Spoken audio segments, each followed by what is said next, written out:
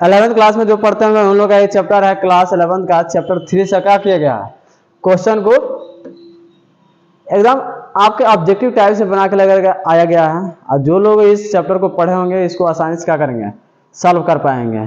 ठीक है, तो चलिए हम लोग चलते हैं क्वेश्चन पे।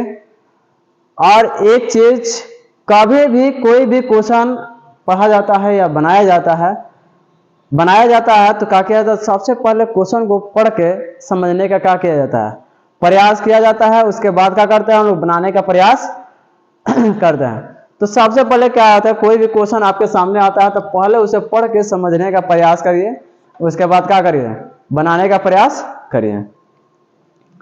आइए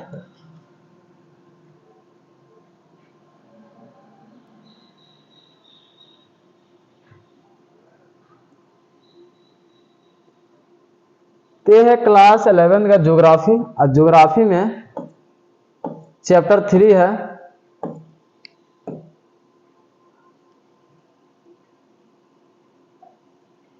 क्या है, चैप्टर 3 है। और इसमें आप लोगों के मोस्ट इंपोर्टेंट क्या है, क्वेश्चन को लाया गया है। जो चैप्टर को एक एक लाइन एनसीईआरटी के पढ़े हैं, एक एक लाइन से क्वेश्चन क्या किया गया है, उठाया गया है। ठीक है, तो आइए हम लोग चलते हैं पहला क्वेश्चन पे। आइए ध्यान दीजिए, पहला क्वेश्चन क्या है। पहला क्वेश्चन आपका है कि सोने के खदान कहाँ स्थित है। सोने का खदान कहाँ स्थित है, तो क्या दक्षिणी अफ्रीका में। सोने का खदान कहाँ स्थित है, तो दक्षिणी अफ्रीका में है। कहां पे, दक्षिणी अफ्रीका। ठीक है,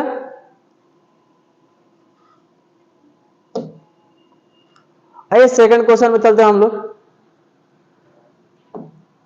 सेकंड क्वेश्चन है, सोने की खदान कहां स्थित है। सोने के खदान वही होगा, दक्षिणी अफ्रीका हुआ। क्या होगा, दक्षिणी अफ्रीका। थर्ड क्वेश्चन है, क्वेश्चन दोनों सेम ही था। कह रहा सोने के खदान की गहराई कितनी थी, तो 3 से 4 किलोमीटर। कितना, 3 से 4 किलोमीटर इसकी गहराई थी। कह रहा भूमि का सबसे ज्यादा गहरा खुदाई कहां हुआ था, आर्कटिक महासागर में। आप लोगों को बुक के हिसाब से दिया गया है, सबसे बड़ा खुदाई कहां हुआ है, आर्कटिक महासागर में।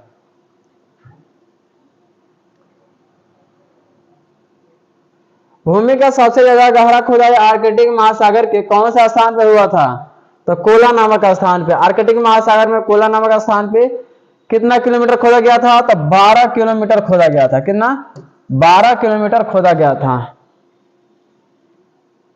आइए चलते हैं हम लोग।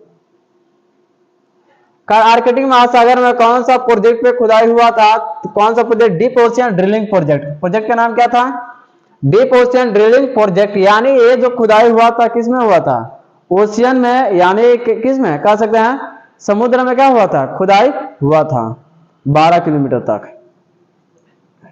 चलिए नेक्स्ट क्वेश्चन पे। तो सबसे पहले जिस स्थान पे भूमि का कंपन होता है उसका नाम क्या होता है, उसका नाम क्या होता है। सबसे पहले जहां पे क्या होता है, भूमि का कंपन होता है, उस स्थान को किस नाम से जानते हैं हम लोग, उसका नाम से जानते हैं हम लोग उद्गम केंद्र। किस नाम से, उद्गम केंद्र के नाम से जाना जाता है। चलिए नेक्स्ट क्वेश्चन में चलते हैं हम लोग। कह रहा सबसे पहले जिस स्थान पे महसूस किया जाता है, यानी सबसे पहले जिस स्थान पे महसूस किया जाता है उसका नाम क्या, यानी भूकंप को सबसे पहले जिस स्थान पे क्या किया जाता है, महसूस किया जाता है, उस स्थान को किस नाम से जानते हैं, आदि केंद्र।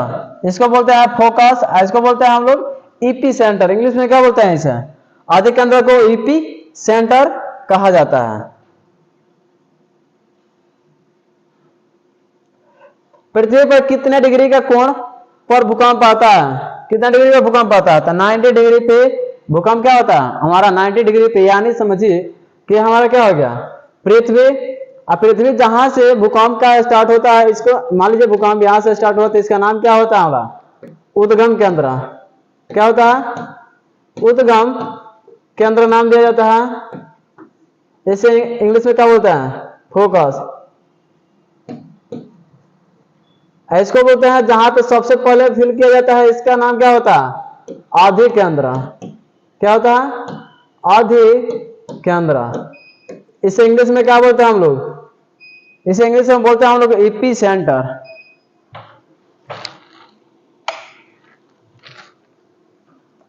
क्या नाम देते हैं हम लोग इसे? आधि केंद्र, एपी सेंटर। एक कितने डिग्री पे निकलता है? तो 90 डिग्री पे निकलता है। कितना आता है? 90 डिग्री पे भूकंप आता है। आ रहा है समझ में? चलिए नेक्स्ट क्वेश्चन में चलते हैं हम लोग। कहे तरंग कितने प्रकार के होते हैं? तरंग कितने प्रकार का होता है? तरंग 3 प्रकार के होते हैं। तरंग कितने प्रकार के होते हैं? 3 प्रकार के। कौन कौन से? एक होता है पी तरंगे, एक होता है एस तरंगे, एक होता है धरातलीय तरंगे। तरंगे कितने प्रकार के होता है? 3 प्रकार के होते हैं। कह भूगर्भीय तरंगे कितने होते हैं? भूगर्भीय तो 2 होता है। एक होता है पी तरंगे, एक होता है एस तरंगे। पी तरंगे और एस तरंगे। पी तरंगे और एस तरंगे में सबसे खतरनाक किसको माना जाता है? तो सबसे खतरनाक क्या होता है? एस तरंगे होता है। क्यों? क्योंकि ये सॉलिड में आता है। किस में आता है? सॉलिड में, यानी ठोस पदार्थ में ही केवल आता है। और ठोस पदार्थ में आएगा तो समझिए वो कंपन धीरा ना हो सकता, वो काफी क्या होता है? बढ़ते ही रहता है, लेकिन कभी कम ना होता है। लेकिन पी तरंगे क्या होता है? तीनों जगह, ठोस, द्रव और गैस में तीनों स्थान पे आता है। और धरातलीय तरंगे क्या होता है? पृथ्वी पे आता है। धरातलीय तरंगे खतरनाक माना जाता है। खतरनाक क्या किया जाता है? माना जाता है। चलिए नेक्स्ट क्वेश्चन पे चलते हम लोग। कह रहे भूगर्भीय तरंगे कितने होते हैं? तो 2 होता है। कौन सा तरंग सबसे विनाशकारी होता है? कौन सा? पी तरंगे, एस तरंगे, धरातलीय तरंगे, इनमें से कोई नहीं।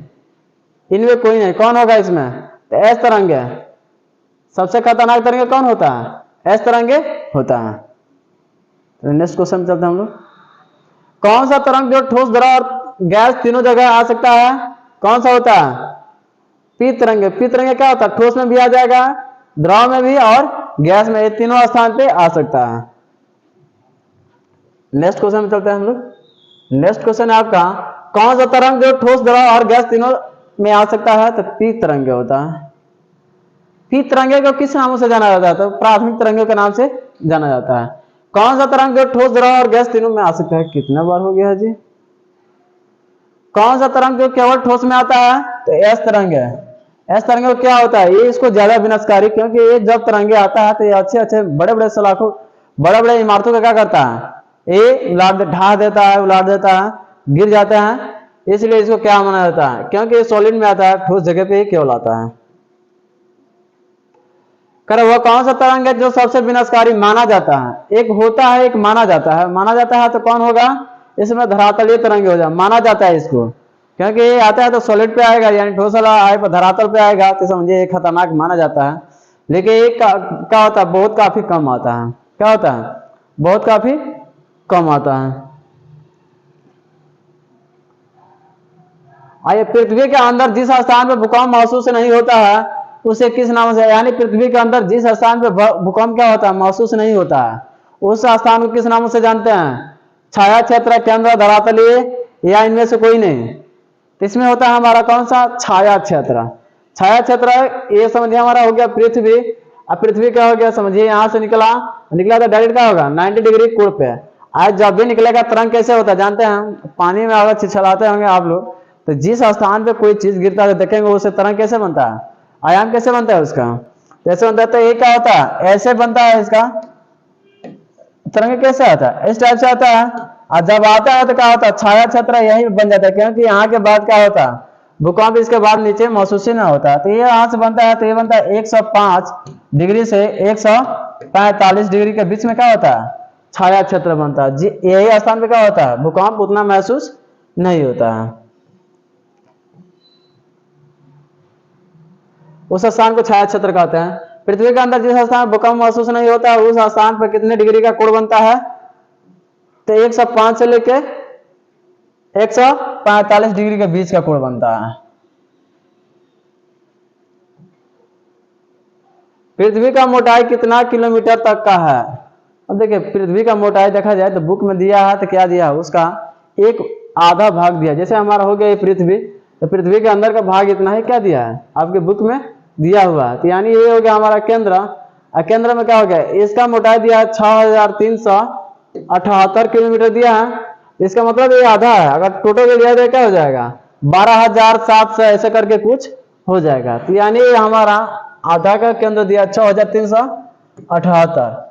अब यहाँ पे उसका मोटाई दिया है बुक में, तो इसका मोटाई कितना 6378 किलोमीटर। ठीक है, इसमें अलग अलग जब आप क्या करेंगे, अलग अलग बुक देखेंगे तो अलग अलग बुक में क्या होता है, अलग अलग इसका मान दिया रहता है। ठीक है, आइए इसके बात करते हैं हम लोग। कह रहा पृथ्वी का मुख्य कितने भागों में बांटा गया है, तो इसको 2 भागों में बांटा गया है। कितने भागों में, 2 भागों में। एक होता है क्रूड वाला पार्ट, एक होता है मेंटल वाला पार्ट, इसको 2 भागों में बांटा गया है। आ जाइए,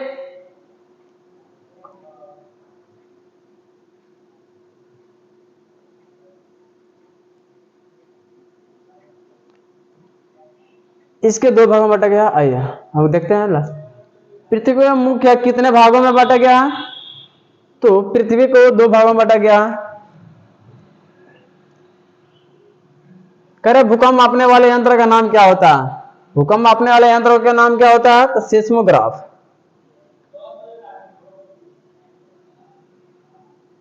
इसका क्या होता है, सेस्मोग्राफ होता है भूकंप मापने वाला यंत्र का नाम। कह रहे भूकंप की तीव्रता मापने वाले यंत्र का नाम क्या होता है, तो इसमें होता है रिक्टर स्केल।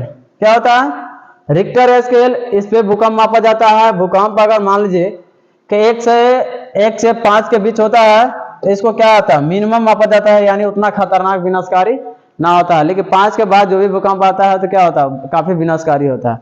इसके रिक्टर स्केल का खोज किसने किया था, मार्क कैली नामक साइंटिस्ट ने। कौन, मार्क कैली। आ जाइए, क्या कर रहा है सब भारी है।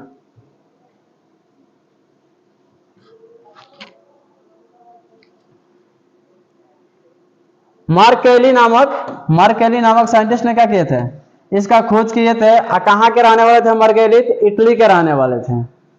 कहाँ के, इटली के रहने वाले थे। इन्होंने क्या किए थे, रिक्टर स्केल का खोज किया था। इन्होंने बताया था अगर कोई भी तीव्रता अगर 5 से ज्यादा है तो क्या होता है, काफी विनाशकारी होता है। इसके बाद देखते हैं हम लोग, रिक्टर स्केल किसने बनाया था, तो मार्क कैली नामक साइंटिस्ट ने। कौन, मार्क कैली नामक साइंटिस्ट। मार्क कैली कहां के रहने वाले थे, इटली के रहने वाले थे। कहां के, इटली के। चलिए हम लोग इतना क्वेश्चन है, क्वेश्चन ये आपका एंड होता है। और आप भी आज जो आप इस क्वेश्चन को इस बोर्ड पे समझे हैं, आप इसको क्या करिएगा, थोड़ा ध्यान समझने का प्रयास करिएगा।